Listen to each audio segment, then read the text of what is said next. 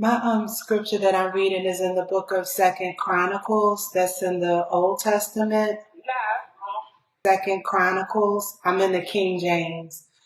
Second Chronicles, chapter 7, verse 14. Okay, the scripture says, if my people, which are called by my name, shall humble themselves and pray and seek my face and turn from their wicked ways, then will I hear from heaven and forgive their sin and will heal their land.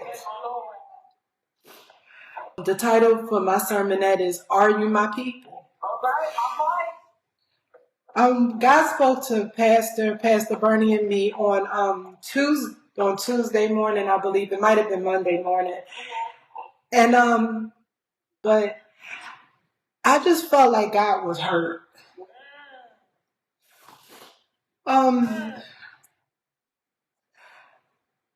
Sometimes you'll have a season in your life where God will allow you to go through things so that you know how He feels.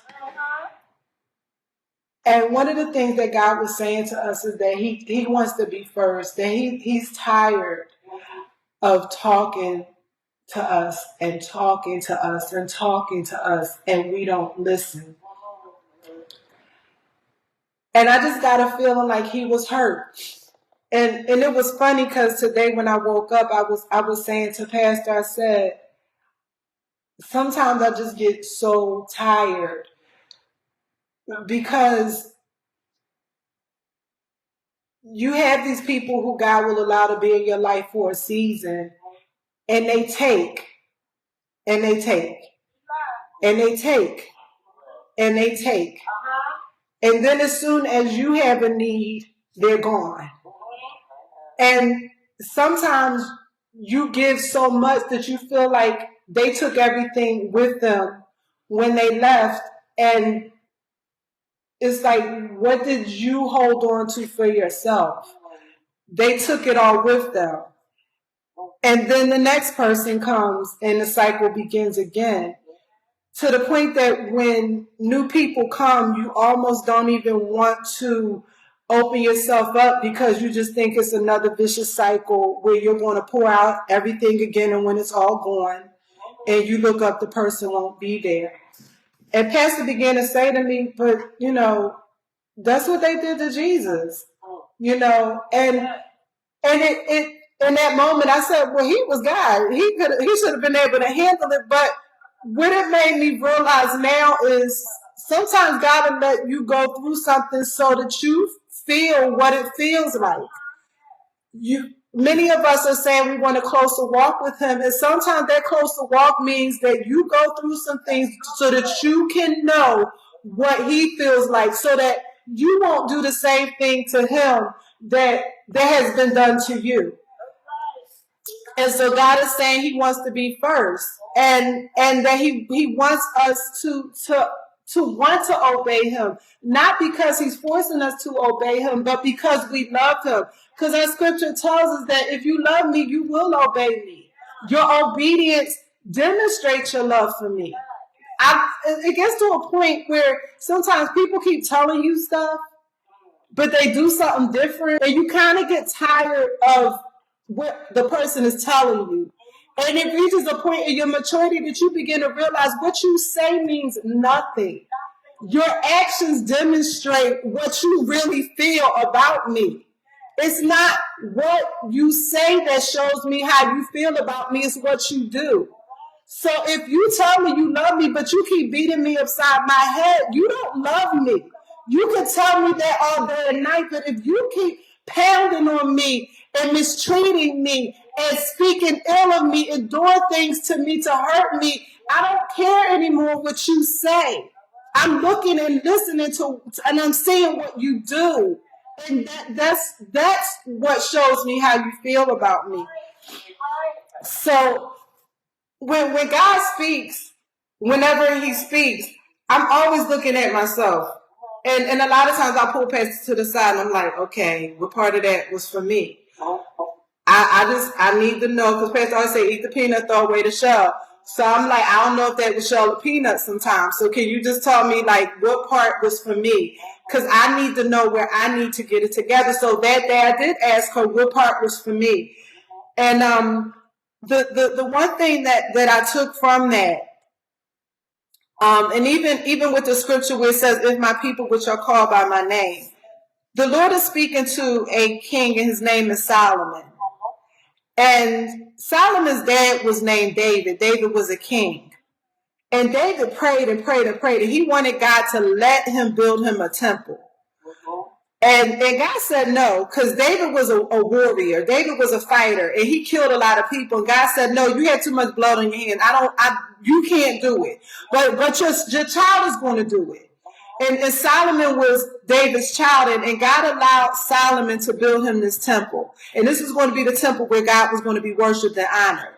And Solomon took it very seriously. And he asked the Lord all these questions. He wanted to make sure that his spirit was right. So when we hear God talking here, what the Lord is basically saying is, if you are my people who are called by my name, if you humble yourself, look at yourself and realize what you've done, and you pray, and you seek me, repentant, seek my face and turn away from what you used to do, I will hear you, and I'll forgive you, and I'll make those things that are going wrong in your life, I'll turn those situations around. If you do this, then I'll do that for you. He was preparing those people for worship. He was preparing those people for going into the temple. And I thought about that. I said, wow, that scripture will come back to my mind regarding the situation. The Lord is preparing us to go into his temple. So we have to get our spirit right, because we have to be in the right place so that when we go into this place of worship that we're in the right place. So God is speaking to us, and he wants each of us to examine ourselves, to look at ourselves. Are we his people? Are you his child who was called by his name? You have a father and a mother, and most of us either have our mother or father's last name. If my people which are called by my name, if you are my people, this is what I'm asking you to do. Humble yourself. Look at where you have fallen short. Be honest with yourself. What areas of your life do you feel that you're not putting me first? What areas of your life do you feel that you're not as obedient to me as you should have been? That you wanted to do what you wanted to do and you didn't care what I said. That you wanted me to obey you instead of you obeying me. That you wanted to be in the driver's seat instead of putting me in the driver's seat. That you decided that you were going to take control of that situation when I told you that I had it. God is not condemning us for what we do when we humble ourselves and ask him to forgive us. He says that when we ask him for forgiveness, he forgets about what we did. And our sin is separated from us as far as the east is from the west. So if we ask God to forgive us for the things that we have done, the scripture says that he is faithful and he will forgive us. But we have to look at ourselves and to see the things that we have done wrong. And I looked at myself and I remember when I was not saved. And I remember decisions that I needed to make. And I didn't know how to make those decisions because I didn't know the voice of God. I didn't know how to pray and know that I got an answer. I didn't know what his voice sounded like. And then I met Pastor and Pastor Bernie. And we had an occasion where I went to their home and we were worshiping with one another. They had something at their home where we were able to listen to an event that they had gone to, and the Spirit of the Lord began to move. And Pastor began to speak, and she said, Asheai, the Lord is saying this to you. And there was some confusion because there were other women there, and one woman's name was Aisha, and my name being Asheai, we didn't quite know who she was speaking to. And she pointed at me, she said, no, the Lord is speaking to you, Asheai. And I remember crying because nobody had ever told me the Lord is speaking to me. That the Lord is even thinking about me. And I remember being so overwhelmed and so honored and so humble that the Lord would even be addressing me, because I had not even been living a Christian life. And when I realized that she was talking to me, I began to cry, and I was so grateful. And even after the Lord spoke the Spirit, it was just a spirit. Pastor Bernie and Pastor always had the Spirit of God in their house. And being in that house, I didn't want to leave. I had never been in that type of setting before, where it's like God's Spirit was just permeating through their house. Like it was just heavy in their home. And I had company back in my house. And I knew I had company. And I sat in their house for hours, knowing my company was waiting for me to return. And when I returned, the company was mad, my family was mad, and I didn't care, because even though in a natural sense what I did was rude, I could not seem to leave the presence of God. So now today God speaks, and I've been saved for 18 some years. And now God speaks, and sometimes he speaks to us so regularly, it's like we take it for granted. Or let me speak for me. Sometimes I take it for granted. Because he speaks more frequently to our ministry than maybe what we've been accustomed to in the past. But the Lord began to deal with me. Don't treat me like I'm common. Don't take my relationship with you for granted. Remember what it was like before I found you. Remember where you were when I found you and what state of mind you were in. Remember how it felt when I called you out by name. Remember what people used to say about you. Remember what you used to say about yourself. Remember how, remember who, remember what, remember when. Don't forget what God has done for you. Now you're saved and you're delivered, and you speak with an anointing, and people call you wise, and people respect you, and some people have even forgot who you used to be and how you used to be. And now you're finally useful for my purpose.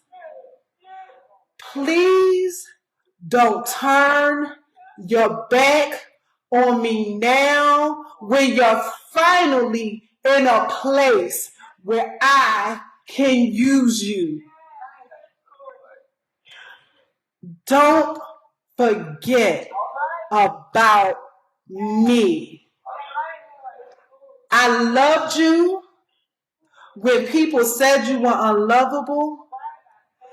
I called you when no one else would have called you. I found you in a place where many would not have gone. I know things about you that no one else knows. But you are mine. And I love you anyway. Please don't turn your back on me when you're finally in a place where I can use you to go help somebody else, to go love somebody else, to go tell somebody else your story. Are you my people? Selah.